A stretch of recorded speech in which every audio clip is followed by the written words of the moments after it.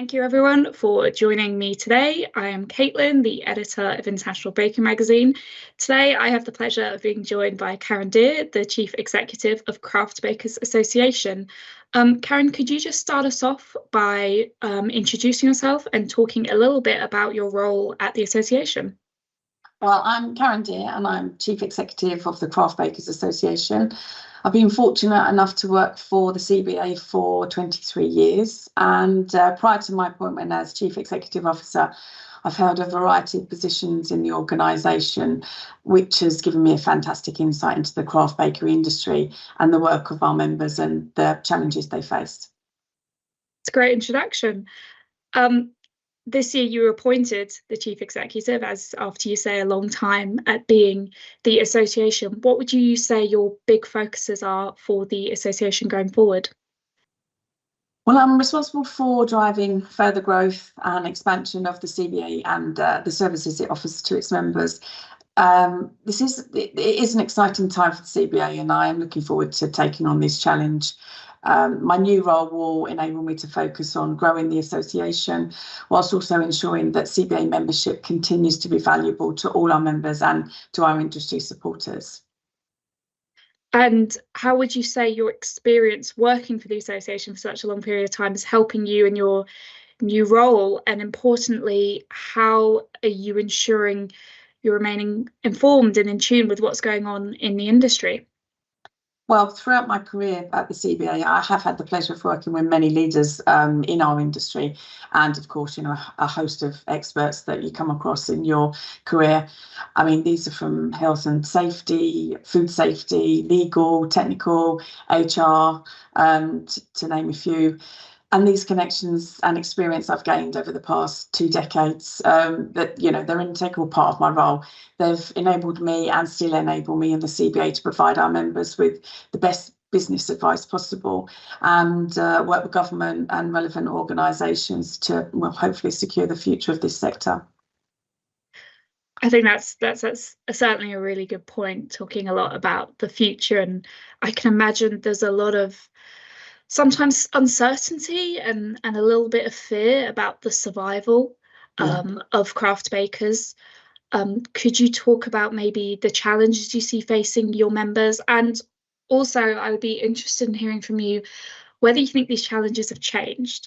I imagine there's an assumption that these challenges are new, but maybe there's sort of a cycle, these things come back around. So could you talk about the challenges, and could you talk about maybe the landscape and whether it has changed?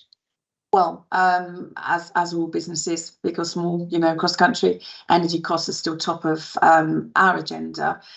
There's still a lack of clarity from government on who will benefit from the support package, how they can access the support package, whether they are eligible for the support package. So I feel our members' frustration on this, not being heard in government, and how devastating the energy cost crisis is to our baking industry. We also have the added issue where we are not classed as an energy intensive industry. So that's where the lack of support fails for our members. And, we really are an energy intensive industry. The biggest cost to our members, second probably to ingredients and wages, is energy. So the fact that we are not recognised in that sector is of a huge concern. Again, over and above that, ingredient costs, as everybody knows, that those prices have gone up. Business rates is always and still an area of concern for us to the membership, and we're monitoring that one closely. I mean, it's a tough economic climate for our members, and it is worrying. But again, we are a really resilient industry, and I think that was shown during the pandemic as well. And we conduct surveys constantly with our members just to make sure that we are supporting them in the best way. And a recent survey of our members showed that half of our members were concerned about a potential decline in sales, and as a result, increasing prices for consumers. But as I say, they are resilient, and this has probably been a pattern over the years when there have been various other, issues that have arisen. That all seems from one year to another, there always seems to be a crisis. And but with our industry, they are excellent innovators. So, they tend to be able to manage these, a crisis as well, and, come out of it in their own unique ways.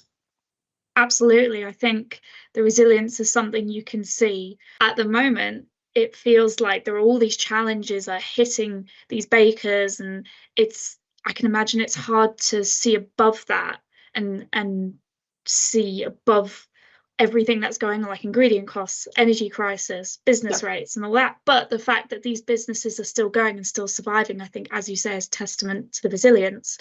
And certainly the role that you as an association play in supporting your members. Could you talk a little bit more about how you support your members and maybe some initiatives you're running at the moment? Yeah, I mean, obviously, it is a proud industry, and it's, one of the fabrics of our society, really. And, we support them from the benefits we offer, which are health and food safety, HR support, networking, the ability to, communicate with other businesses as well. So, they can chat through their concerns with that. But also as well, we also lobby government to ensure that they understand the challenges of small businesses, what they face, and also for us being able to then provide that advice in a practical way to our members. So, we source it, and then we put it in a format that, we just give them how they need to work this.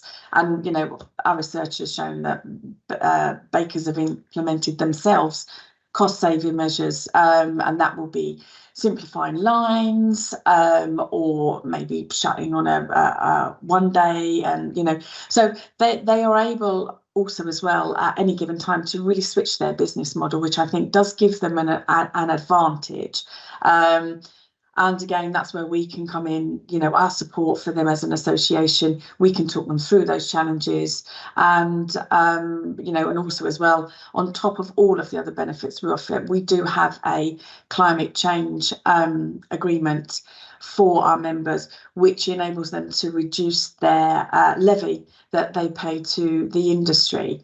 And as a member, you get a discount on that. So it's all of these areas that we are able to support, where we're all under one roof, and even if it's not a service that we offer, we will source that, and we will come back with an answer. So I hope for our members who are members of ours that they find the support that we offer.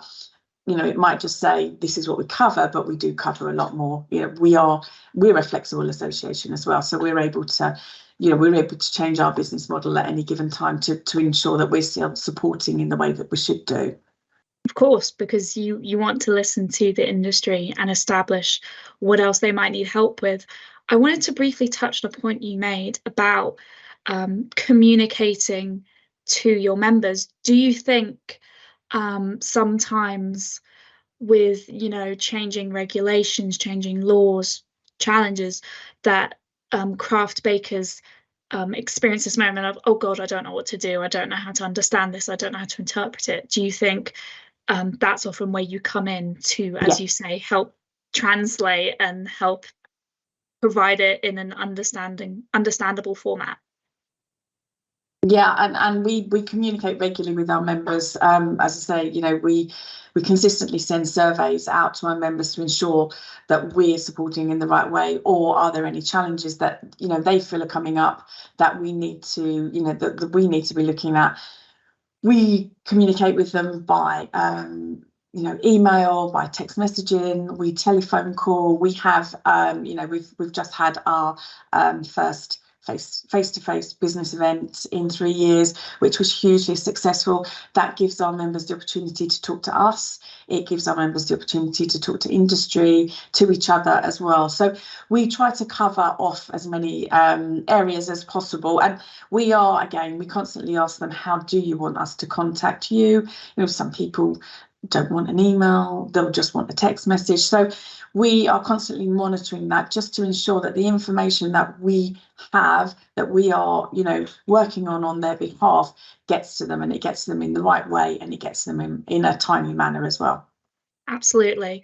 I must say the business day was a great event, and it was great to be in person again, and Yeah. to not necessarily have to wait so long for human interaction. I just wanted to move on to another important point in the industry, which is about labour shortages and employee retention. In your opinion and from your experience, how do you think we can and should be addressing these issues? I understand it's quite a loaded question, but if you could maybe try to share some insight on that.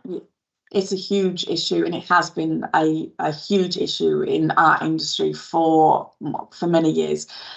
It's a tough industry. It's an amazing industry, but there are challenges around education as well. As a career path, we have many colleges, as you all know, in and around the country, which is amazing, which have bakery schools, who have students, and that's where we come in as well. We work with all the bakery schools around the country to support the students who want to get into our industry. So we've got the members, we can offer job opportunities. Our members are always looking for qualified bakers. It's a skill that it's very difficult to find, and working with the colleges and the schools, we're hoping that we can facilitate that with our membership. We offer the opportunity as well for students to take up an internship, so we will liaise with our members, but also as well, there is an area around apprenticeships which we are fully behind, but it's very difficult for small businesses to access apprenticeship levy. And that's something that I've been speaking to BEIS about, the Department of Business, Energy and Industrial Strategy, how smaller businesses won't have to pay an apprenticeship levy and bigger businesses do. I'm sure you're aware, if you as a business aren't able to use up your levy for that year, it will go back to government. What we want to see is a change in that attitude, and a change to that, using this levy that is in the industry to go back to the smaller businesses, to enable them to support apprentices and bring students. And they don't have to be young people, they can be people who want a change in career, and we just want to make it as easy as possible to enable these people to come into this industry. And that is one area that I'm very keen to work on, to try and bring some money back into our industry, that we can support these roles. Absolutely. It's sort of like, I know this is going to sound silly maybe, but sort of like providing a clear pathway and saying to people, this is an option for you to go into, and this is a worthwhile job. Just finally, Karen, I wanted to ask you about how the association showcases the key role that bakers play in the industry. You briefly mentioned your business day, so maybe you could talk about that. Yeah, I mean, as I say, we had our first face-to-face business day this year, and our aim, and I think we did this very successfully this year, was to make sure that we had relevant speakers, that the subjects and the topics were relevant to our members, and areas that are of concern at the moment, and also as well to give them ideas to take forward. And we've always, that's always been part and parcel of what we do, is that we take on board what our members say. We always survey them after an event, and they all say, if we can just take one thing away, it would have been worthwhile for our day. And that's really where our focus was for this event. We also had our industry. We were really well supported by industry this year as well, in terms of coming along and exhibiting and talking to our members. So that for us was a very successful day, and we also, with the range of speakers and topics, we did get more younger members through to our event, and members that had never been before. So, you know, we want to encourage that. And for us, you know, that was very successful. Over and above face-to-face, you know, we work with our marketing and PR team, who work with our, you know, our trade colleagues. So they will work on pieces for us, relevant pieces. They'll get it out to the trade media. We will work, use that information as well over our own social media. We have a monthly, quarterly magazine that we publish just for members, 13. So we will use that as a way to communicate our message. And of course, we work with our industry, and you know, they're very supportive of us in getting our message out to members and also to non-members. So yeah, I think we cover quite a wide range of areas in order to you know, speak to our members and to the industry as a, you know, in the wide range.